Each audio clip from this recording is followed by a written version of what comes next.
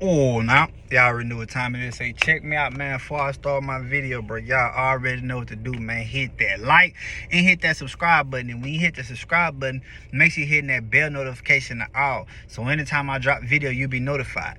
ASAP Rocky, you can hop on, we can kick it, and we can vibe. Now, yesterday I had made a video called Survivor's Mode. I didn't like it because of the lighting. I did it later at night, you feel me? Started getting all dark and shit. So I just decided to redo it, you know what I'm saying? Make it a little better. I feel like everybody has a different survivor mode, all right? Survival mode might not mean the same thing for you as this other man over here. You see what I'm saying? My survival mode came from adversity, right? See, starting out when I was younger, right? I ain't had no daddy. I did, but I didn't. You see what I'm saying? And so my brother, he had a dad.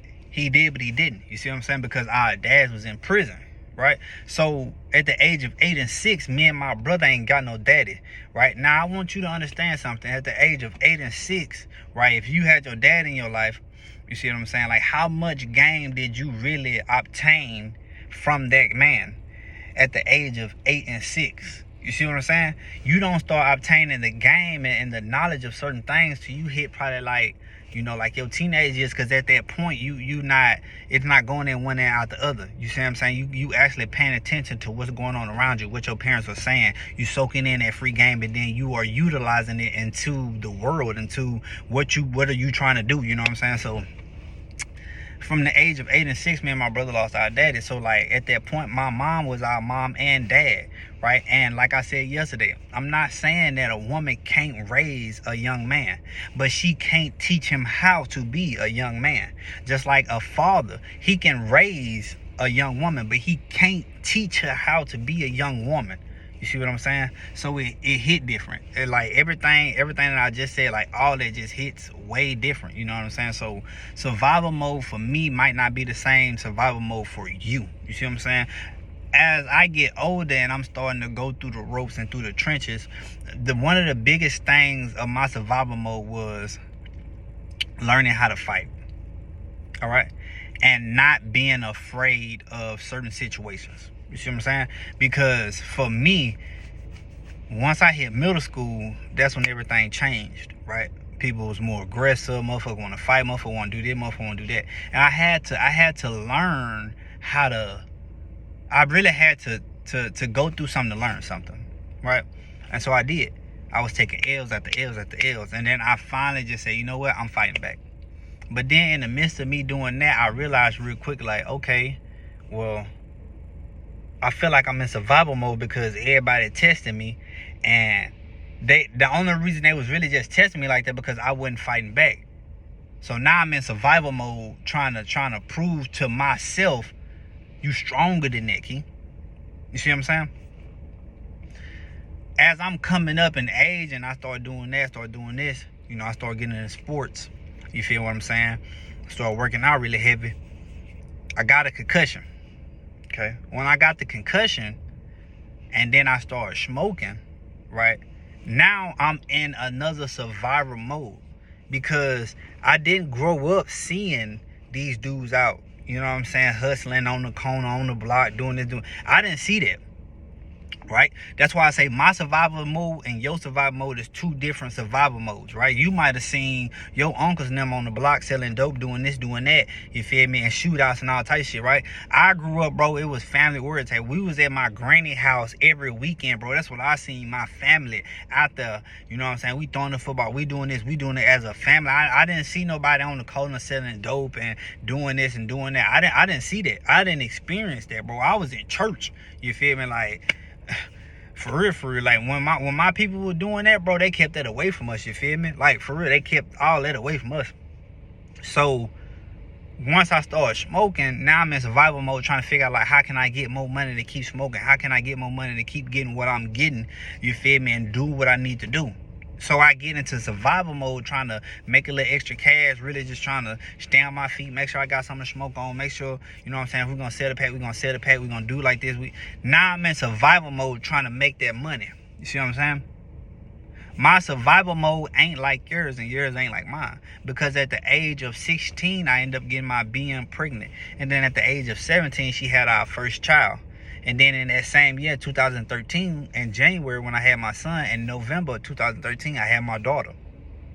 So 10 months apart. You see what I'm saying? In the same year, 2013. Right? So now I'm really in survival mode because I had to get a job, right? I ended up getting a job before she even had our first son. You see what I'm saying? So I fuck around and start working. Boom, when I start working, I'm in survival mode. I'm trying to get that money. I'm trying to do this. I'm trying to do that. You feel me?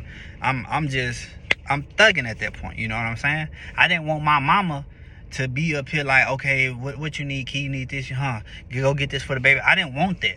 You feel me? I'm still a child. Even though I'm 17 years old, I'm still a child, bro. A lot of y'all running around 17, 18 thinking you grown, bro. You still a child, bro. For real, for real. You see what I'm saying? It's a whole bunch of guidance, knowledge, and wisdom that you do not have right now. You see what I'm saying? So you still a child. You still got a child mindset. So I had a decision to make, and it was probably like one of the worst decisions to make, right? So I dropped out of school because that summer job I had, I couldn't work there and go to school at the same time.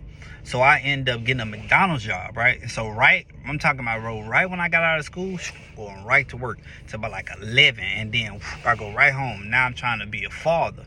You feel me? Like try to spend as much time with the kids, and after a while, I was getting so tired, bro. I'm so tired, and I feel like I ain't making enough money to where it's like I ain't trying to be. I need to be full time. I need to be. You feel me? Like So I dropped out of school. You know what I'm saying? I'm so tired in school. I'm sleeping through school. I'm failing. I'm doing this. I'm doing that. I was just like, man, bump it. And I struck out. Got a full time job. Took care of my kids. That was my survival mode right there. You know what I'm saying? And I do regret it, you know, like not finishing school and shit. I regret it, you know what I'm saying? But at that point in time, I feel like I made the best decision for me and my kids, you know? Like, for real, like, I needed some type of income. School wasn't paying me. You feel me? I'm not condoning that. But that was my survival mode. Your survival mode gonna be different. It's gonna be way different than what mine was. You see what I'm saying? Nobody has the same survival mode. Even if you was in the streets with the same dudes, you might be going through something different at the house than what these people going through at the house, bro. And that's just facts, right? So my survival mode, once I had kids, it was just different. I was on a different type of timing than everybody else, right? Once, as time spanned it out, boom, you know what I'm saying, I had my third child, whatever, you know what I'm saying, 2017, I believe. So 2017 came, boom, right? So now at this point in time, like I'm already on the ice. You feel me? If you don't know what ice is, like you just gotta go back to my stories, bro. Like for real, you gotta go back, bro, and you gotta watch, like, you know what I'm saying? For any pause real quick, for anybody who new on my page, you feel me? My name Key. Come from Shreveport, Louisiana. I just want to get this out real quick. Come from Shreveport, Louisiana. You feel me? Been out here in Dallas going on 6 years now. You feel me? And at one point in time, I was bad off on the ice. I was ice skating. You feel me? I was on that ice cream. For real, for real. And am I proud of it? No, but that's my life. I'm not glorifying it. But at the same time, you have to understand, like, what I've been through in my life for you to understand my stories. Because I witnessed it. I lived it already. You feel me? I wish that on nobody. But at the same time, this therapy for me to just talk about it. Because not a lot of people gonna tell you that they was on that type of drug, bro. Especially no black man. You feel me? I don't need no pat on the back. I don't need no recognition for this. You know what I'm saying? I'm just giving out free game so nobody else will go through the same things that I went through. I'm just keeping it a bean, dog. So back to the story. So when I had got hooked off bad off on the drugs, it was a real dark place for me. See what I'm saying? I was in survival mode trying to figure out what me and my kids gonna stay, how I'm gonna get to work, how I'm gonna do this, what we gonna eat, woo. See what I'm saying? But God made a way for me. But I was in survival mode, not knowing that I felt like he isolated me, the man above isolated me and put me in survival mode to get closer to him. You see what I'm saying? To get closer to him. And I took that time and I did. Man, my eye itching. I took that time and I did, right? my survival mode really opened up my conscience just to be like, okay, this is why this is going on, and this is the position you put yourself in. But just because you in a position right now, you have to figure out a way to get up out of there. You got to figure out a way to like bring that dog up out of you and keep fighting, Key. Don't just lay on your back. 1, 2, 3, you're out. No, we're not doing that. This is not WWE. Right? So I was like, okay. And I had a partner come over. He used to be partner. Can't even mess with him no more. He came over to smash my BM, right? Now, once me and her broke up, all the dudes I used to kick it with, they all was on that type of time where they was trying to smash BM. But like, you know, like Mo3 said, everybody ain't your friend, everybody ain't your partner. This is real. You know what I'm saying? So he come over to try to smash, but I was dead that day. And he like, damn, but I didn't know you was here. Mentally, I already know what type of time he on. Right? So he like, look, bit man, I see you in a bad situation, bro. I got extra room for you and your kids. Y'all come stay with me. When? Oh shit, here in a couple of days I got you, bet. And literally in a couple of days I moved in with him, me and my kids. When I was on the dope, I had stopped working. I ain't had no phone. I ain't had no car. I was like so messed up in so many situations, but I put myself in that situation. Can't blame nobody but myself. Things like that I had to learn. So going over to this guy house, once again, I had no car. I had no, you know what I'm saying? I had just got a phone. Back, you feel me? I ain't had no job. Like, I quit on the job because the dude told me who I was working with. He said, look, I understand you going through the situation that you're going through, but you need to grow the fuck up, right? Excuse my language. That's what he said. He said, you need to grow up. He said, this is what you could do. Drop those kids out somewhere. I don't care where you drop them off at. You come stay with me. Pack your bags. Come stay with me. So I give you like 6 months to a year to get your stuff together. And then you can go back and get your kids. I looked that man dead in his eyes, bro.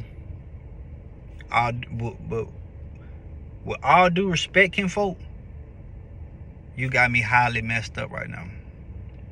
I'm not about to leave my kids nowhere with nobody. I'm not doing it. It didn't matter that I was on the dope. You feel me? That was my survival mode.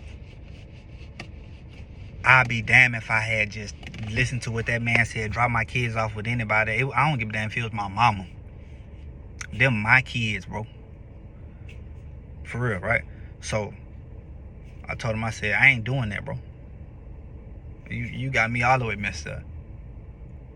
He said, well, if you're not gonna do that, you ain't gonna have a job. Bet, I don't need your job. Walked off. So I was jobless. Right?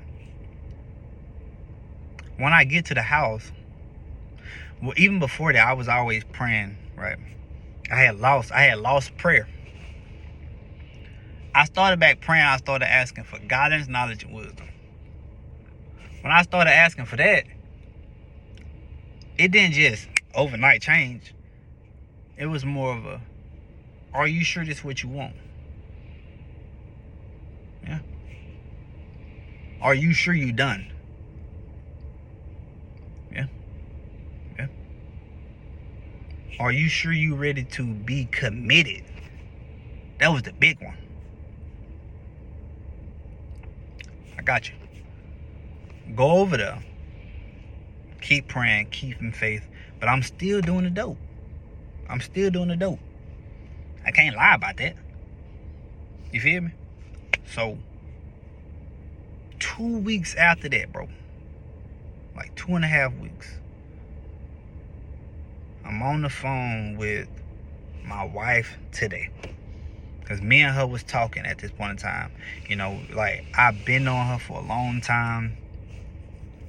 You know, we just got a good friendship. We got a good relationship. We got a good everything, to be honest with you. Like, when I heard that song, If I Fall in Love Again, listen to me when I tell you that. That's that song right there. You feel me? Like, if you with somebody, bro, make sure, like, that you have that relationship with that person, that best friend relationship. Yeah, y'all gonna bicker, y'all gonna argue, but at the end of the day, you know you got that person. You know that person got your back. You feel me? 110, bro, 120. For real, for real. Because you got to think, like, when y'all get older, you're not going to be having sex as much as you would when you was younger. You feel me? So if you can't stand to just sit down in the front while she's sipping her coffee and you reading the newspaper, and y'all can't be on the porch laughing and joking and talking, y'all not going to last, bro. It's not going to last. You feel me? Like, you got to have, that got to be your best friend. Right? So, her mom says, my mother-in-law was like, pack your bags, come out here. Boom. Bet. That was my survivor's mode. I come out here to Texas, everything is moving. So I'm like, damn, I got to get in where I fit in. And that's exactly what I did. My first job was a forklift job, right? These folks said, do you know how to drive a forklift? Yeah, I do. I did it.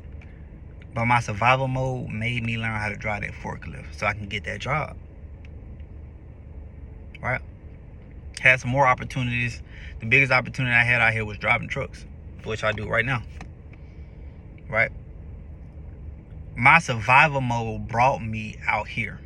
And to be honest with you, I'm still in survival mode because I don't have that type of money to live comfortably. Right? Now, don't get me wrong. I'm living good, but I'm not living comfortably. I feel like everybody's in survival mode one way or another.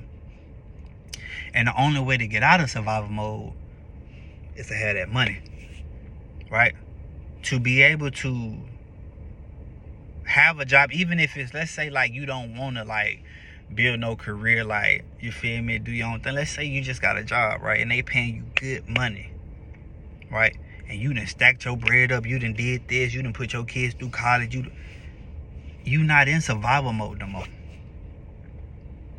You just trying to figure out how to protect your assets. See what I'm saying? It's not always got to be like, oh, I'm a basketball player, I'm a football player, I'm this, I'm that, right? It's the money part, though. It's the making enough money to where you can live comfortably, to where when you can invest in something and then let that make money for you. And now you over here doing this and that's making money for you. You're not in survival mode no more. Right? Having money is listen to me. They say money is the root of all evil, right? I can understand that. But be in a relationship where you had a little money and something happens, now you ain't got no money no more. If your partner, a stay down partner, even if she a stay down partner or not, if she's solid or if she not solid, regardless, good women, bad women, I don't care who it is, they are gonna be financially stressed. Financial stress is the most dangerous thing to man right now. Financial stress. Babe, how we gonna pay this bill? Babe, how we gonna do this? Babe, how we gonna do this? Babe, how we gonna do this? And if you say some stuff like this, I don't know what we gonna do. It's over with for you. Financial stress. Right? Everybody has a different survivor mode. Not everybody the same. But understand why you in the survival mode. Get you some goals. Right? Get you some goals and start crossing out your goals to get out of survival mode. Right? Understand what I just said. Not everybody going through what you going through. Right? Not everybody going through what I'm going through. Right? But at the end of the day, it's so much that you can learn from other people just by watching and listening. You ain't even gotta talk. You can just watch, pay attention, listen, and you get so much free game. It's crazy. For real, for real. But look, man, I want to ask for 3 things, man. Guidance, knowledge, and wisdom. And if it ain't that, Man, I already know what time it is with me over here. Till next time. Oh, now I appreciate everybody who been rocking on my video. You feel me? I just thought like I wanted to give my audience, you know what I'm saying, a better video than last night. It was kind of rushed. Y'all didn't have my full attention. It got dark. I didn't like it, you know, so I came back and I wanted to real quick. My sister said something to me yesterday, and I thought it was pretty funny. She was like, yeah, when I be on Snap, she was like, yeah, damn, what she said? She was like, on your story on Snap, you always putting out your YouTube videos, and she said, I click on it, and you only have like 4 to 5 viewers on your videos, right? So I looked at it and I said, yeah, you right. I said, but you know, one day I'm gonna be doing this mainstream. I said, one day I'm gonna be in, like, you feel me, like a stadium type tip. Like, I'm talking about like an audience, you know. And I said, and when that day come, I'm gonna look at them and I'm gonna say, one day my sister told me that my YouTube videos only got 4 to 5 views on it. And I'll be able to say, look at me now, right? That right there, when she said it, I didn't take it no type of way. You know, like, she's a child, you know what I'm saying? I wouldn't take nothing like that no type of way. That's my sister. But it made me think how grateful I am to do what I do. Because even though my viewership isn't through the roof, for the ones who watch my videos, y'all make me humble. But I'ma always keep my foot on the neck. I'm not humble just to be like, oh, well, you know, no. Nah. Because I'ma always, like, gotta have that dog in you. At some point in time, you gotta be aggressive. At some point in time, you gotta let a motherfucker know what time it is. You feel me? I just know where I've been at in life. I just know what it took to get here. And I'm grateful for the opportunities that I had and I'm going to have. Period. So I'm just keeping it a bean, dog.